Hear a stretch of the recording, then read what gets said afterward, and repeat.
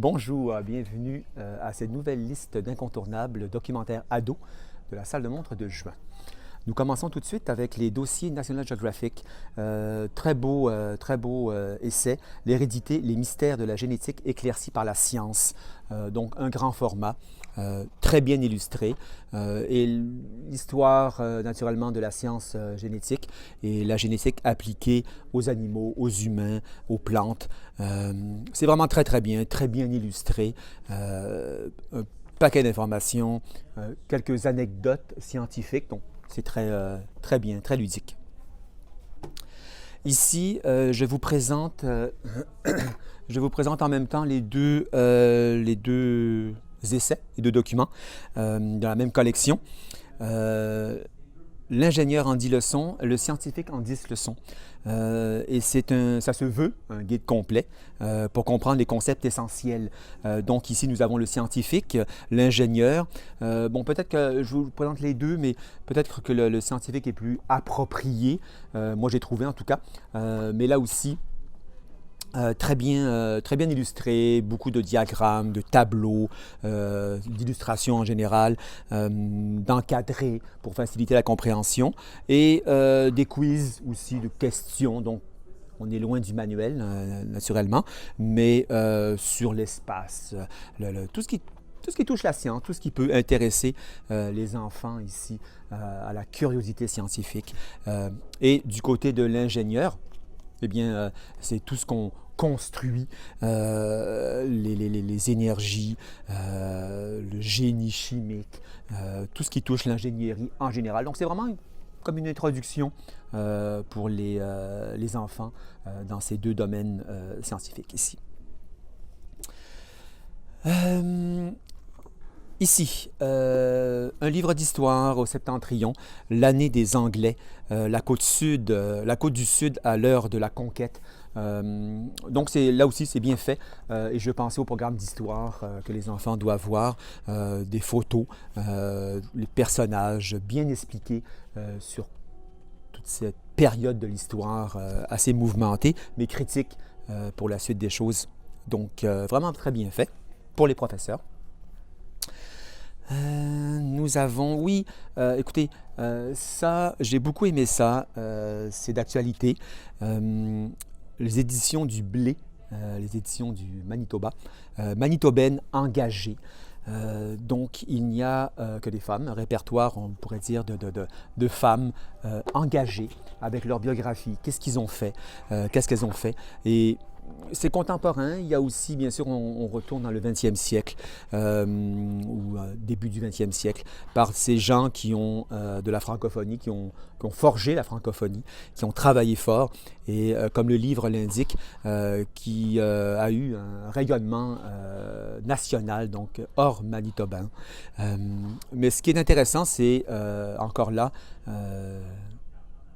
c'est les femmes, le portrait de femmes très importantes, de femmes tout à fait, j'allais dire, dans la vie quotidienne qui ont fait une différence ici. Ça c'est très bien, c'est toujours encore là les dossiers du National Geographic, Civilisation disparue. Les trésors du passé révélés pierre à pierre. Moi, j'aime toujours ces documentaires-là, où il y a naturellement de belles photos, des gros plans.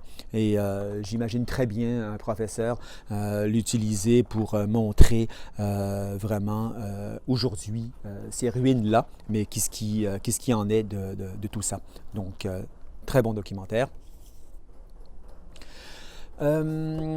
Peut-être quelque chose de plus bon pour les professeurs, l'étudiant qui doit faire des recherches et qui doit avoir des bibliographies, c'est sûr et certain. Là, je vous présente le tome 4 de la série Monde en guerre, le tome 4 qui s'intitule Guerre sans frontières de 1945 à nos jours. Alors, c'est du solide, on s'entend, c'est une somme, il y a quand même des illustrations, des diagrammes, on est dans du sérieux, mais on est dans une information absolument déterminante pour comprendre le 20e siècle. Bon, c'est aussi très contemporain. tous les conflits, les enjeux de ces conflits-là.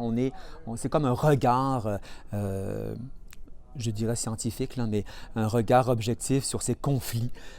Qu'est-ce qui se passe, les populations, comment on se bat. On rentre vraiment de plein pied au sens philosophique du terme, de la guerre entre les hommes. Donc c'est quelque chose, je pense, d'essentiel pour un professeur qui voudrait plonger, parler de ces conflits au 20e siècle. Là aussi, j'aime toujours ces livres-là. L'Atlas des frontières, murs, migration et conflits. Alors là aussi, très très bien illustré avec des diagrammes. Je suis tombé tantôt là-dessus, les murs du monde. Donc on indique ici, c'est visuel, donc c'est vraiment bien parce que d'un coup d'œil, on a cette situation absolument délirante dans le monde entier. On a une illustration ici avec la hauteur des murs, des frontières, des murs protégés, des pays, des contrées, contre comme on peut penser aux murs qu'on a voulu construire aux États-Unis. Et il y a toujours une note quand même, je dirais pas drôle, mais un petit clin d'œil. Là, on va mesurer ici le mur qui se retrouve dans Game of Thrones, pour montrer les proportions. Mais c'est ça, là encore, étudiant qui fait des recherches, professeur qui va avoir une matière, des chiffres, des diagrammes. Ça, c'est vraiment bien, très, très, très bien. J'en conviens, je ne parle pas ce mois-ci de livres toujours très joyeux, mais celui-ci également pour aborder peut-être un sujet épineux en classe, mais bien documenté quand même. Roberto Saviano, que vous connaissez peut-être, ce journaliste italien là, qui a fait des livres percutants sur le trafic de drogue, l'argent de la cocaïne et tout. En mer, pas de taxi. C'est le témoignage de ce journaliste sur la tragédie des migrants des années passées en Méditerranée, les côtes de l'Espagne, de la Grèce, qui fuient leur pays, une vraie tragédie. Et ce qui est bien, c'est que c'est comme un outil journalistique, donc de première main. Il y a naturellement le texte de Saviano et il y a des illustrations également, mettre un visage sur ces gens-là. Il y a peut-être, il y a des photos peut-être qui montrent la réalité, on s'entend, peut-être, je ne dirais pas choquante, mais que je conseille aux professeurs de regarder avant et de peut-être mesurer l'impact que peut avoir ces photographies-là. Mais c'est sûr et certain qu'aborder cette problématique-là au 21e siècle, c'est un ouvrage qui est essentiel là-dessus. Avant-dernier ici, édition de La Martinière, elles ont été les premières, 100 femmes exceptionnelles. Alors, j'en parle, c'est très bien fait. Là encore, c'est très bien illustré en couleur, noir et blanc, dessiné. Et ce qui était particulier, c'est que ça fait le tour du monde, des femmes, mais peut-être là, on est habitué à des ouvrages où présentent des femmes connues, entre guillemets, de la scène politique, scientifique, économique, littéraire, mais qui sont déjà bien établies, bien connues du grand public. Là, c'est des femmes un peu moins connues. Donc, on plonge dans quelque chose de plus vaste, de plus... Oh, wow! Il y en a beaucoup. Et voilà. Donc, très bien ça, pour aborder le côté négligé, malheureusement, de tout ça. Dernier livre également. Là, on est en art. Wonder Woman, ni muse, ni modèle, artiste. Là aussi, le professeur devra probablement regarder avant de montrer peut-être certaines images artistiques. On s'entend là, c'est pas de la provocation. Et c'est la place, tout simplement, oubliée, négligée, oblitérée de la femme artiste, des artistes femmes dans ce monde-là, peinture, photographie. Et c'est très, très bien fait. C'est très contemporain également. On monte jusqu'au au genre ici. Donc, belle illustration pour aborder ce que les femmes font en art. Bonjour, ici Mégane, je suis libraire jeunesse à la librairie Monet, puis aujourd'hui je vous présente les incontournables pour le documentaire pour le secondaire du mois de juin. Donc on commence tout de suite avec Mots d'ado, qui est un recueil, en fait une sélection de 300 textes d'adolescents, d'extraits de leurs journaux intimes dans cet ouvrage.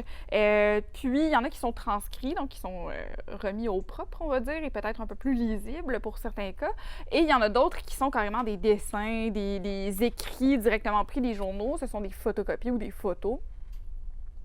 Et dans ces entrées-là, en fait, les jeunes explorent un paquet de problématiques adolescentes, donc évidemment l'amitié, l'amour, mais également les questionnements au niveau du corps, les questionnements sur la drogue, sur l'intimité, sur la vie privée, donc la technologie même. Donc, il y a beaucoup d'éléments qui sont couverts.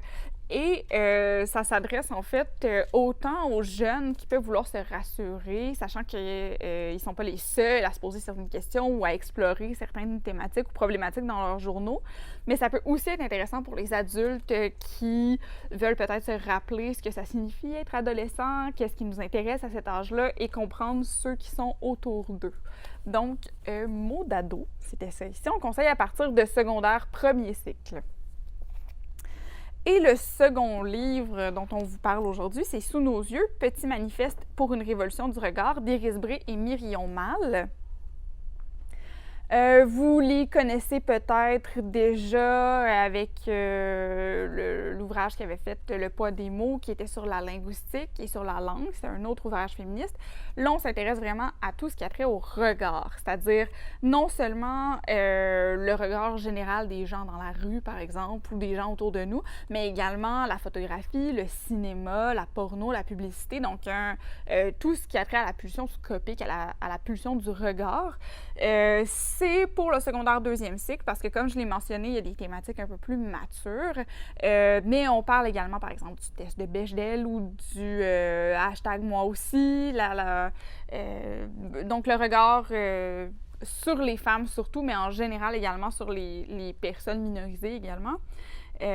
Donc voilà, c'est Sous nos yeux. Et ça conclut déjà ce qu'on avait comme incontournable dans le documentaire pour le secondaire, pour les adolescents. Je vous souhaite une bonne lecture, un bon été, puis on se retrouve le mois prochain.